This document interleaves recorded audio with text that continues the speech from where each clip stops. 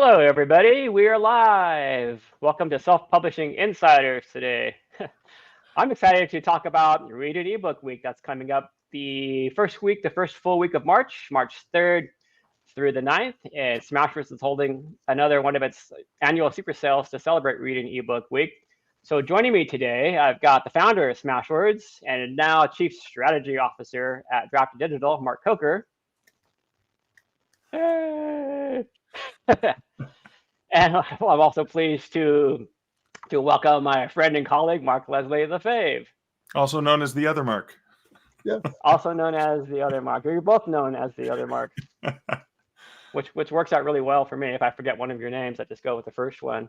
That's right. We're making a Jim sandwich here. The Jim between two Marks. Yeah. Jim between two Marks. We're just clones gone bad, Mark. Apparently, yeah. What a fantastic introduction. Thanks, guys. Yeah, we're just raising that bar week to week to week. Well, you know what happens when two Marks walk into a StreamYard, right? Into a live stream. Right. So, Read an Ebook Week. For those of you who think that this is a brand new sale or a brand new annual event, it's not. The history behind Read an Ebook Week goes all the way back. Did you know this, Mark Leslie Lefebvre? It goes all the way back to 2004. 2004? It goes. I see. I was thinking 2006, but wow, that's incredible. So 2004, it was founded by a Smashwords author named Rita and Mark Coker. Is it Rita Taus or Rita Toes? I've always pronounced her name Toes. Okay, so Rita Toes, and I know you could probably dive down deeper into the history, but I was reading through it last night and a little bit more this morning.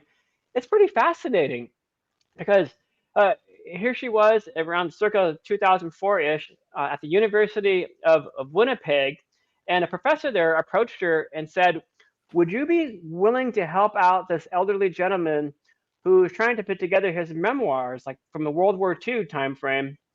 And she was like, "Oh my God, I would love to do that. That sounds like a wonderful project."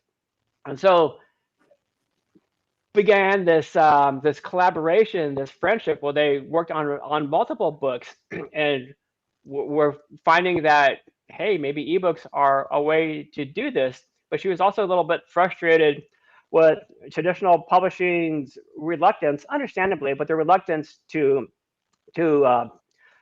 financially back unknown authors. So she just kind of started out with digital books at a time when digital books weren't very popular. No one really knew about them or trusted them. And then, so to add some legitimacy, I mean, I think every author out there is like, how do I get my books out into the world? How do I make my books more discoverable?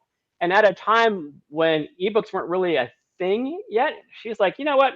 I'm going to go to the National Chase's calendar of events and create this whole new event to add legitimacy to ebooks. So then Read an Ebook Week became a recognized week-long celebration of ebooks and authors and the readers who love them since 2004 until present day. I think talk about ingenuity. That kind of blew my mind. Well, where I think it's an interesting example of how every indie author has the power to change the world. So, Rita is an indie author. She's a grandmother in Canada. Just another person. Yay, Canada. Yay. Yeah, so when we launched Smashwords in 2008, that was Read an Ebook Week was the biggest annual event around ebooks. And so we immediately, attached ourselves to it and, wanted to support Rita. And and it was because of Read an Ebook Week that we created the system to launch our very first super sale, which was Read an Ebook Week. And then that became the example for all the other super sales that we've launched since. The other two traditions of the July Summer Winter Sale and the Smashwords End of Year Sale. These are collaborative marketing events for authors where authors join together to celebrate books, celebrate ebooks, celebrate the readers of books, to show their appreciation to readers by offering them deep discounts on their books. So it's always been a lot of fun. It's always been very popular with Smashwords customers at our store, and popular with the authors too. Yeah. Can I interject and ask a question? So Smashwords came Course. along in 2008, and Rita launched this 4 years prior to Smashwords I existing. know. Now I remember Stephen King doing experiments with ebooks, and ebooks were elusive back in the day. Like it was like an emailed story, or they were not right. We didn't actually have a really good reader. But from my early days in ebooks, I remember there were only two platforms that were very prominent back in that era, and that would be Kindle and then Smashwords. And correct me if I'm wrong, Mark, but Smashwords was and still is available in more countries around the world than the Kindle's available, like, right? We're available everywhere, anywhere with an internet connection. Okay. Yeah, Wow. and Mark, riffing off of your point there, during those early days, ebooks, first came onto the scene in a really big way with lots of hype in the late 1990s. And there was all this talk that ebooks were going to replace print books. And you had the Sony Reader, which was one of the Yeah. original pioneering ebook readers. Um, but, with the dot-com bust, ebooks fell with that, and so did a lot of the hype because the devices at the time were overly complex.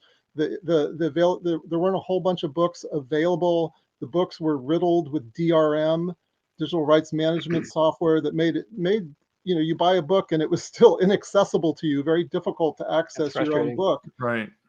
And so you fast forward into the early 2000s. Those first few years, people had written off ebooks, and ebooks only accounted for like 0.25% of all book sales, by 2006, 2007. But the numbers were increasing each year slightly. So Rita was on the pioneering edge of recognizing that there's something here with ebooks. Ebooks make books accessible to more readers, and they can be lower cost and should be. Um, and so that, and obviously everything took off after 2008, 2009. Those were the years where, there was the Amazon got in with a low cost, great e-reading device, great reading experience for readers. And then you had, Apple with the iPhone, introducing readers to, cell phone reading, smartphone reading. And then of course, Barnes and Noble and Kobo coming along with their own great readers that really propelled ebook reading forward. So I'm thrilled that we've been able to be a part of it since the beginning, and it's great now that the sale is still ongoing. So a couple years ago, Rita handed leadership of the sale over to Smashwords to deal with some health issues. And we mentioned that in the in my blog post and in the invite emails to the authors to enroll. With Rita's permission, she said it's okay for us to share that she's beaten the odds. Her doctors are confounded. She's doing really well, and she's still fighting, and she appreciates all the warm wishes from the Smashwords community. Awesome. I mean, That's awesome. wow. We indie authors owe so much thanks to Rita because it is such an incredible way to remind people that there's a great way to get some incredible content. And even though indie author titles are already value priced, it's at even better value. And I just have to share this anecdote from probably around 2004, 5, 6-ish. I think it was Sony's one of the Sony readers, one of the sort of later middle end models that I was selling through the university bookstore at McMaster when I was a bookseller there. And I bought the Sony reader because I was so excited to have a real ebook reader that was a lot more versatile than the ones in the late 90s that were coming out, right? And I remember buying my very first book, and it was Joe Hill's Heart-Shaped Box, collection of short stories, because the Sony came preloaded with like chapter ones of a whole bunch of books, and it had the first story in that story collection. I don't even think I knew that was Stephen King's son, Joe Hill, right? Joe Hill, who's Joe Hill? And so I read the story, went, wow, this guy's great.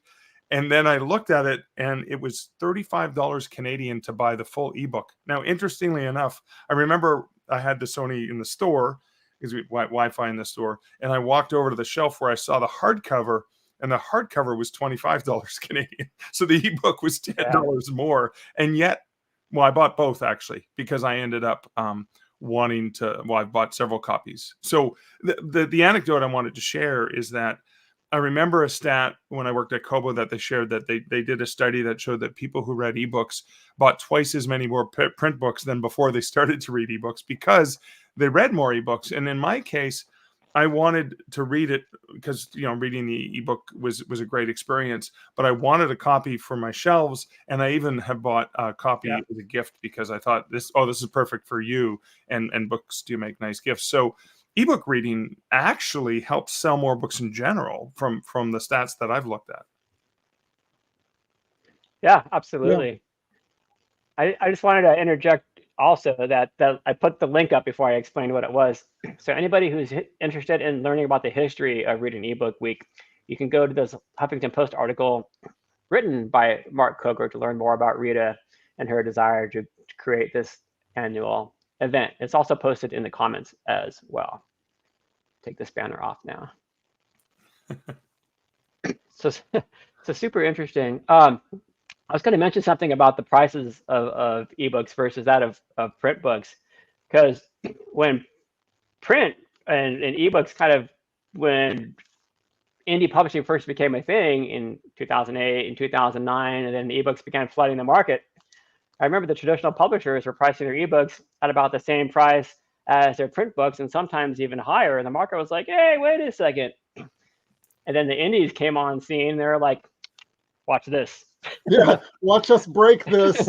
Watch us serve our readers in a way that traditional publishers refuse to. Yeah, hold my credit card. Right. Yeah. And then the movement just traditional publishers were trying to preserve the print side of their business. And also keep in mind that back in those days, in the early 2000s, the entire industry was still struggling to understand ebooks, what ebooks meant, how ebooks fit within the overall ecosystem of books and different book formats. So publishers were reluctant to price their books too low for fear that it would cannibalize their print sales. Indie authors, when they came along, empowered by Smashwords and Amazon in 2007, 2008, didn't carry that legacy baggage. You know, indie authors hadn't been able to participate in print unless they wanted to fill their garage with 1,000 unsold books. And so they came with a different perspective, and that perspective was, hey, you know, the ebook doesn't cost anything for me to produce or to distribute. There's no paper glue boxes, fossil fuels to ship it around. I can offer my book at a lower price. And then you combine that with, you know, Smashwords and Amazon eventually offering, you know, higher royalties. And it, you know, the high royalty rates, you know, 70% plus, allow authors to price their books even lower while earning more than they would compared to what the traditional publishing compensation system is. And so you kind of see how that's a win-win for everyone. The authors are earning more for every dollar that comes in, and the readers are getting better value. And when you can offer the reader better value, you make your books more accessible to more readers. And that's what we've seen happen with ebooks. And no, ebooks were never going to replace print. Ebooks are just another way of enjoying books. That was a funny conversation that was happening around the 2009, 2010 timeframe, when, you know, you had one side of folks saying, oh, ebooks are going to take over the world, watch this. And then I think people who had a little bit more experience in the industry were like, no, they're not. That's not going to happen. And thankfully that didn't happen. But Mark, you made a really good point about the value of ebooks, and I think that that's a perfect segue to maybe talk about some of what we're seeing with other Smashwords sales and how that plays into this upcoming Read an Ebook Week sale in early March. You want to jump into some of that data that you were talking about earlier, or talking about before the Self-Publishing Insiders began? Yeah, so in preparation for this call, I looked at some of the data for the 2023 Read an Ebook Week sale and compared it to 2022. So, you know, just for some interesting background, 2022 Read an Ebook Week did not include drafted digital authors. So these were the original Smashwords authors only. It wasn't until the end of 2022 that we were able to start carrying drafted digital books in the store. So that's one difference between 2022 and 2023. So I'll share some of the data that I found. So one thing that's interesting is like, what is the composition of the sale? What types of books are authors enrolling? 32% of enrolled books in the last sale were erotica. Wow. Wow. 13% romance, and then fantasy, gay and lesbian, mystery, and detective and science fiction. Each of those kind of fill out, 3 or 4% each of the sale. So that's kind of some interesting info on the composition of the sale. With the heavy interest in erotica and romance, it tells us that our reading audience is leaning female, which is nothing new. I mean, that's pretty typical for the industry. Here's an interesting, a really interesting, another interesting data point. I looked at I was looking at the purchases made during the sale and who those people are, and we looked at the number of first-time customers. So these are people who came and purchased at the Smashwords store for the first time ever, and then looked at the number of return customers. 2022, it was 25% first-time buyers, 75% return customers. 2023, it changed a little bit. The number of first-time customers increased to 28%. So almost 30% of the customers during the sale are new customers. And what's exciting to me about this, I mean, it's exciting on a number of different levels, but what it means is that for authors that are already selling in the Smashwords store, during this sale, you're going to get exposed to a lot of new readers who've never been able to find you at the store. So that's pretty cool. Well, can I interject here for a second, Mark? You're going to get exposed to a lot of new readers if you have books in the Smashwords store. Yes, of course. Yeah, Well, if you don't have books in the Smashwords store, go to Drafted Digital and upload your books there. If you don't have an account with Drafted Digital, why not join the club? You're doing Jim's bit at the very end of the call. Yeah. Well, Drafted Digital is all about helping authors reach more readers. And so it's really easy to get your books on the Smashwords store. Just upload to Drafted Digital. And there's plenty of time for Drafted Digital authors to get in on the sale. February 29th is the deadline. Jim, I wanted to share some other data. Please. So our super sales have different coupon or discount levels that you can enroll your book at. So you can say, I want my book 25% off, 50% off, 75% off, or free. And so what are the most popular enrollment options? So this is what authors are doing. This is what authors did for the 2023 sale. 34% of authors chose 25% off. 48%, so about half of the authors chose 50% off. Only 7%. You said 48% chose 50% off? Yeah. Only 7% chose 75% off. And then 11% chose 100% off free. And then and then the next thing I did, well, okay, I looked at that number and I said, well, where is the sales volume? Yeah. Is the sales volume concentrated in one of those discount categories? And what I found is that for the most part, the sales volume is about the same. So for 25% off, it accounted for 36% of sales, 53% of sales for the 50% option, and 10% of sales for the 75% option. So that what that means is that all of those books are kind of performing somewhat similarly. The one little takeaway from this, on the 75% option, only 7% of the books were enrolled, but they accounted for 10% of the total sales. So percentage-wise, 7% to 10, it's like a 40, 45% increase, like amplified results. What that tells me is that there might be some opportunity for authors to experiment at that discount level. And from a strategy perspective, I think what would make sense, so there's two ways to get in on the sale. You're either an original Smashwords author still managing your books at Smashwords, or you're a drafted digital author managing your books there. The original Smashwords authors have more granular control over their enrollment options currently. So what I would advise for the Smashwords authors is try to enroll your whole list and try to occupy multiple discount levels, because every single customer has different needs and preferences and what makes something accessible to them. And there are some customers that are only going to be clicking on the 75% discount books, and they're going to go there first.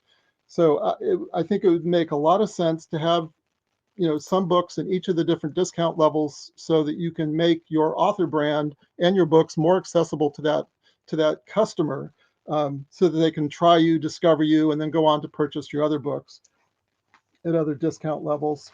So that, Mark, that was I'm sorry to interrupt you.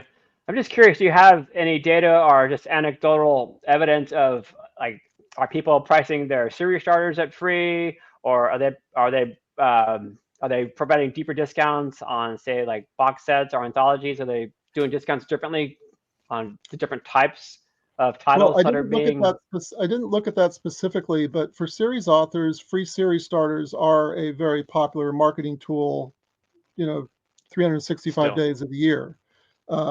And if you have your book priced at free as a free series starter, it's automatically enrolled in the sale.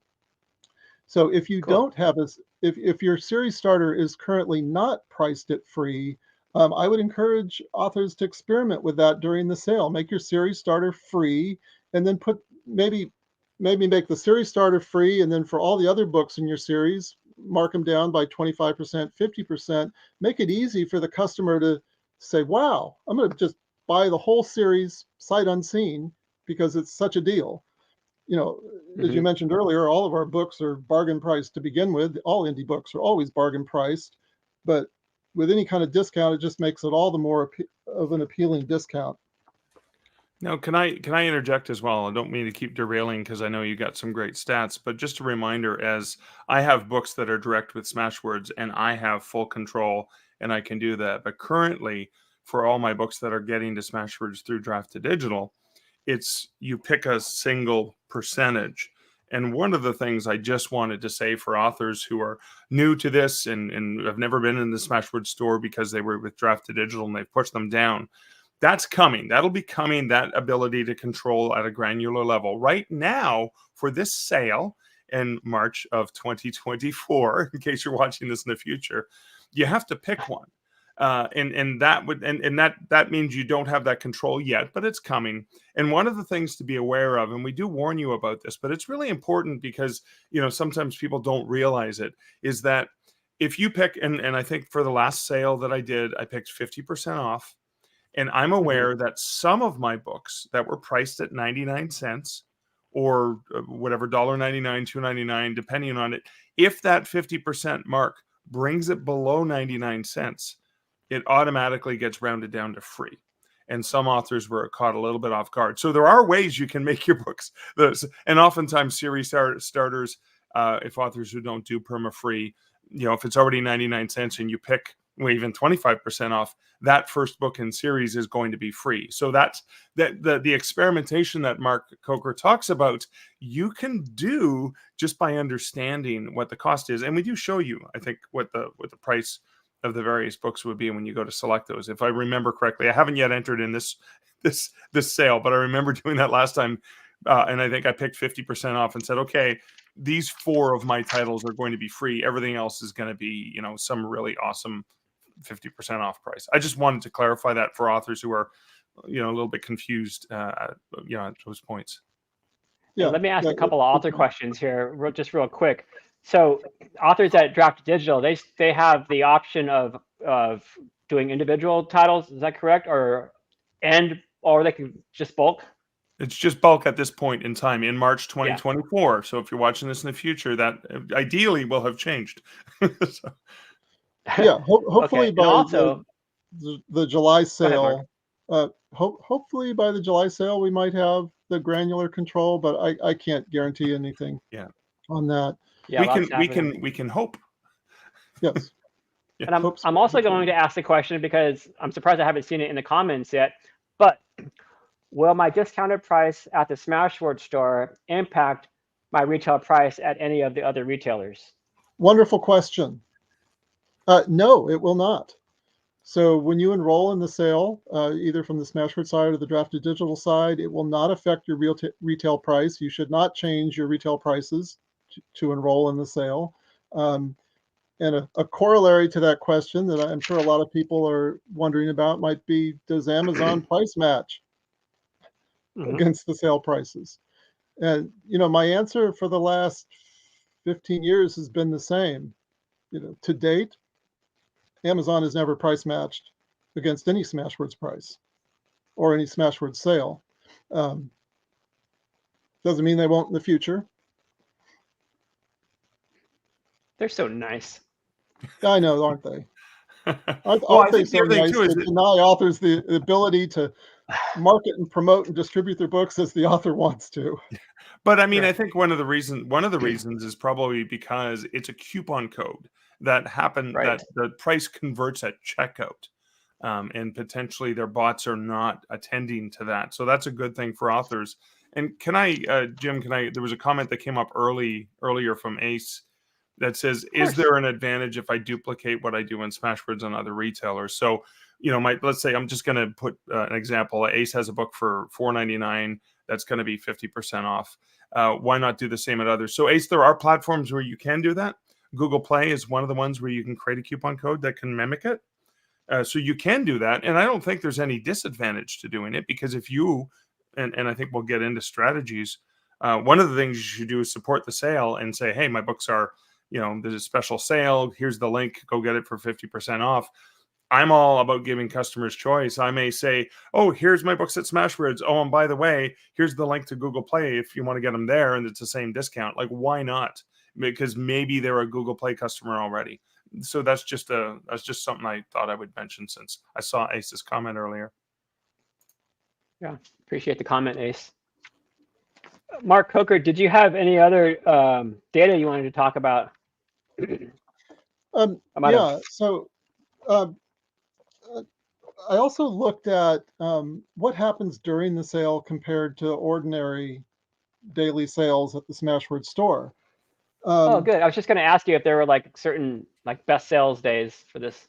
So go ahead. Okay, well, the answer to that question is for Read an Ebook Week sale and for most of our super sales, typically what we'll find is that the first 2-3 days of the sale are like near the peak days of sales, and then the last 2 days of the sale are peak. And usually the first 2 days, last 2 days are very similar in terms of high volume.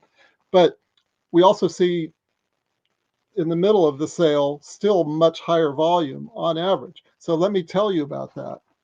So Okay. on average, the number of books purchased during the sale goes up 9 times. All right. Wow. The number of customers purchasing books goes up 4 times. And the average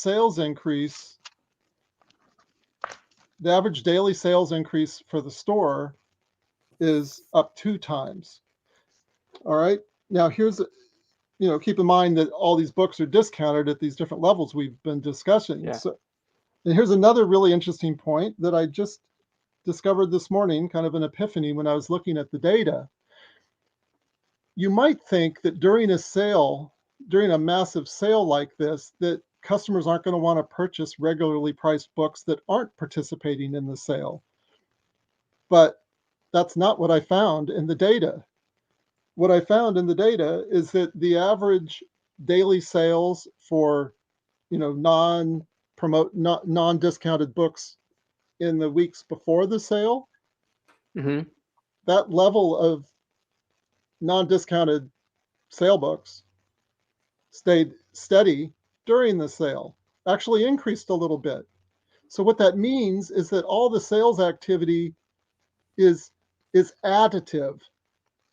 It's added sales volume that only the authors that are participating in the sale are going to get to participate in. But for the other authors who aren't participating, they're still getting some benefit. They're getting exposed to new readers, and they're still seeing their sales increase slightly on average, even if they're not participating in the sale. So I thought that was really neat. That's it tells me that unexpected. the That's really sale is good for all of our authors. Yeah, it's fantastic. So even the lazy kids at the back of the room that aren't participating still benefit from this. It's not that they're ruining it for the rest of the class, that the rest of the class is giving them some benefit. This is great. This is authors helping authors accidentally even. I love that. And Mark, right. Does this mean we're going to keep discounting ebooks and then start selling flat screen TVs at the Smashwords store? I don't think so. Kidding. All right. Mark, can I ask another question about that? Yeah. Are there any stats related to the shopping cart? Because Smashwords has a shopping cart, right? You may, see a series that's discounted and say, well, I'm going to grab the first one for free, and then the other one, all the rest of them are 50% off or whatever.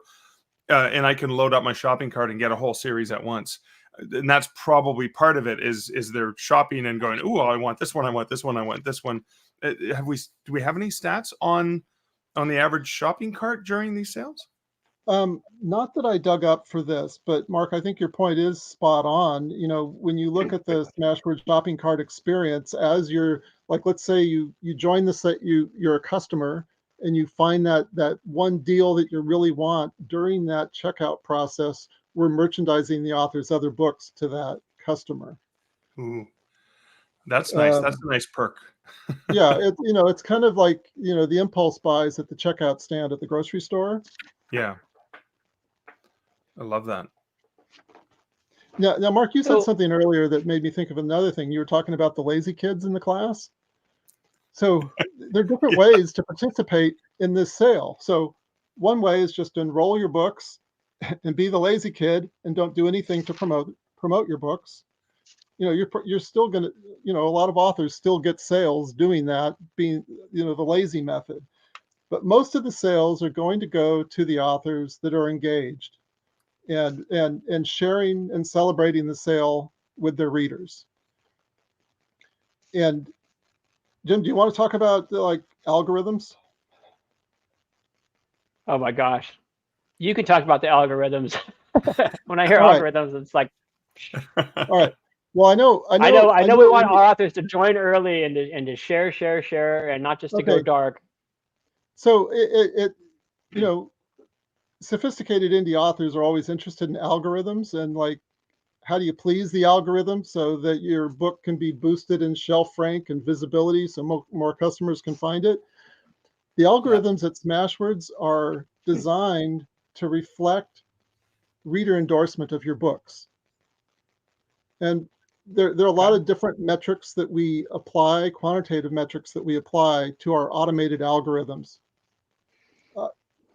And different weightings to those different metrics.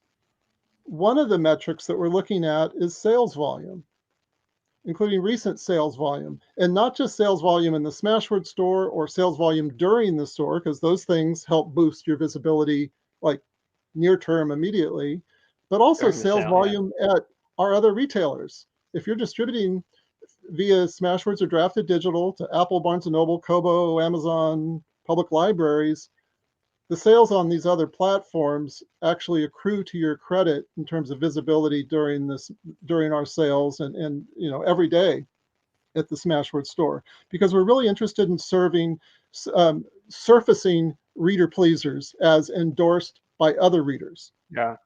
So what this means for, if you're going to choose the lazy method or be more engaged during the sale, it doesn't take much engagement to drive a few sales, which then, a few sales is going to ramp up your visibility for all your books that are participating in the sale.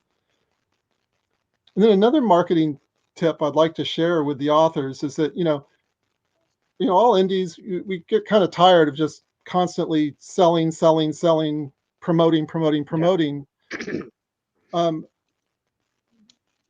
the vibe, the spirit behind all the Smashwords super sales is not so much selling, pitching. It's celebrating. It's celebrating and participating. And I think that is the best way authors can market themselves and their books during the sale, is just celebrate their participation. And to understand that these discounts that you're providing your readers, this is your gift to the readers. This is your way of saying, I appreciate you. I appreciate you taking a chance on me, reading my books. If authors approach it from that perspective, it doesn't feel like you're out there just marketing all the time. It's just you're part of a community of authors and readers with common goals and interests. And another marketing idea is to collaborate with your fellow authors. So your fellow authors are your partners, not your competition in this sale. And so, partner with your indie author friends who write in the same genres that you do, targeting the same type of reader that you do, and cross promote each other. Because that's a completely different experience to be out there on your Twitter or on X or Facebook or Instagram or on your private mailing list promoting your author friends. That's a completely different experience. It feels good in a way that just marketing yourself does not feel as good. And so I encourage authors to do that. That makes the event even more fun, to know that you're helping your fellow authors. And the more authors that are out there promoting the event, the more customers there are that can then discover all the authors. And that's what we're seeing in the data, that these sales bring in a lot of new customers who then go on to discover other authors' books, which is great for everyone.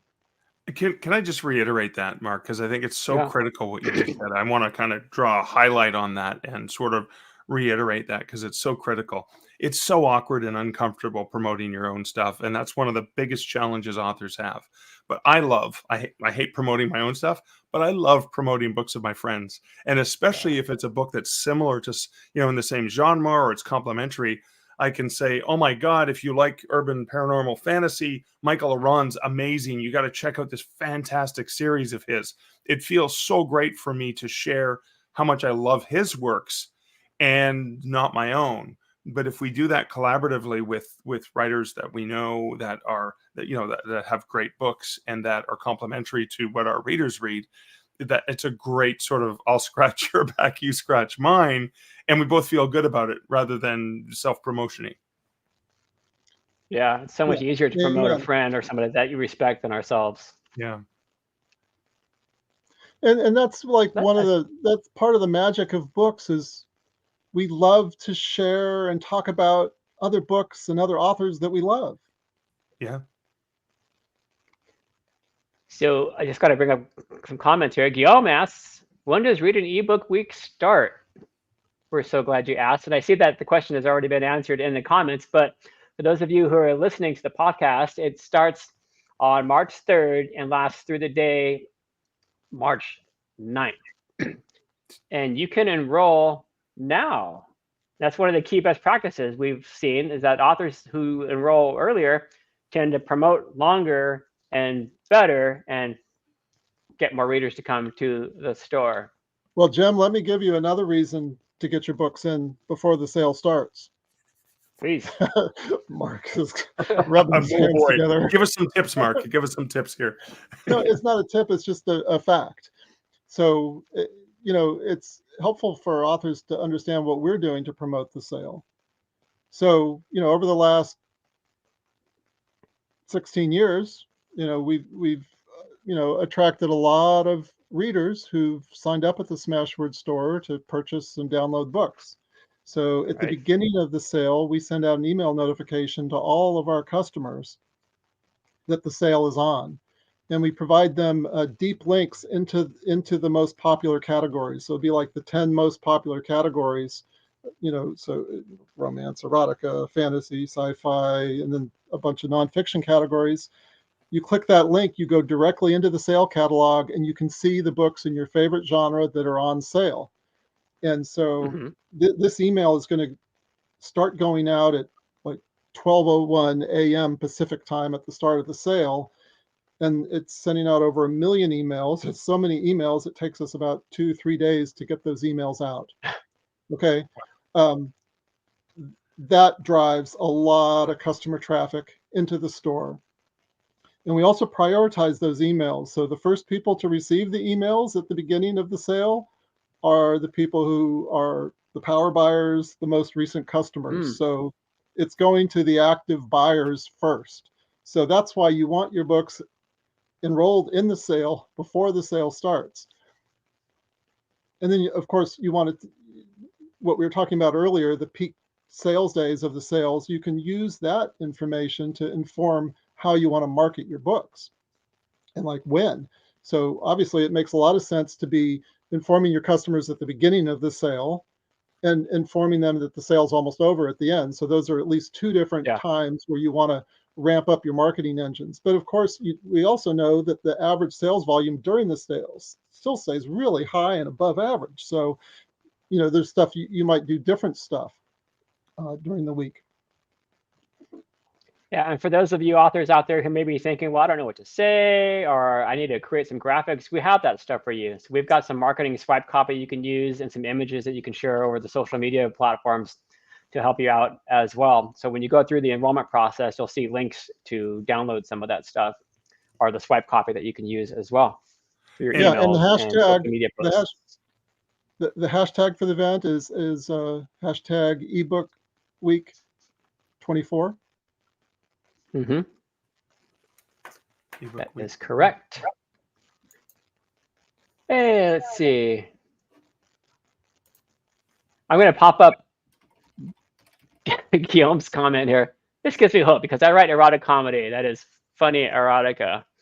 Well, your genre does quite well during these sales, Guillaume. Yep. Yeah, hopefully 32%, right? Yeah. Yeah, if you write erotica, you want your erotica in the Smashwords store, and you should tell all your erotica friends. Erotica is a really popular category in the Smashwords store. Always has been. Yeah, that's fantastic. Yeah. And of course use that use the hashtag ebook week 24. Right? Right. When you're sharing that on social media so that people can discover and love reading your erotic comedy.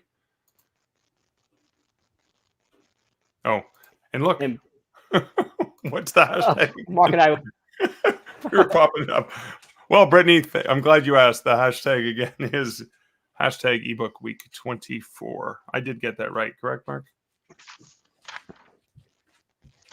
Yeah, so the hashtag will provide, for readers who like to, discover on the hashtag and see what else is happening on the hashtag.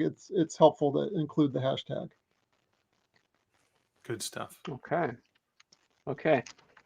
Any last minute thoughts, comments, strategies, tips for success that we can offer, because we're coming down to the wire here? I think we've shared a lot already. Well, in the last time the 3 of us got together to talk about the Smashwords end of year sale, we talked a lot about pre-orders. I shared some data on pre-orders, how books that are released on pre-order sell a lot more than books that aren't. For this sale, you can take that knowledge and use the sale as a chance to promote the books that you have on pre-order as well. So in advance of the sale, you should look at your publishing calendar for the next 12 months and get everything up on pre-order now. Even if the book's not written yet, even if you don't have a cover yet, you can get that book established on pre-order now. And then in the back matter of your books during the sale, like let's say you've got some books enrolled at the price of free. All right. Free books get a lot more downloads than the other books. In your back matter of all those books, make sure you're talking about all of your pre-orders that you have coming up over the next year, so readers can go on and start reserving those as well at their favorite retailers. And we have an automated way of adding that end matter. Yeah. Even if you've uploaded your own EPUB, you can add that end matter, I believe, to the books through the Draft to Digital platform. Yeah. And then the other thing is, invite your author friends. I can't overstate how important that is. Collaborate with your fellow authors. Join together and promote each other. Make it fun. This is supposed to be, this event's all meant to be fun. Absolutely. Good points all around. As we come to a close, I would just like to remind our viewers out there, if you would please like, share, comment, and subscribe to our YouTube channel. It really helps us out. It helps us attract more viewers and guests like Mark and Mark, and guests from other service providers too, who can provide their expertise to help you sell more books as well. Also, do us a solid and bookmark dddlive.com, because at dddlive.com you can see what the next topic and who the next guest will be. And finally, if you're just dipping your toes into the indie publishing waters, why not sign up for a free Draft Digital account today? That's right, a free account, simply by going to draft2digital.com. Mark Leslie Lefebvre, Mark Coker, thank you guys very, very much for your time and expertise.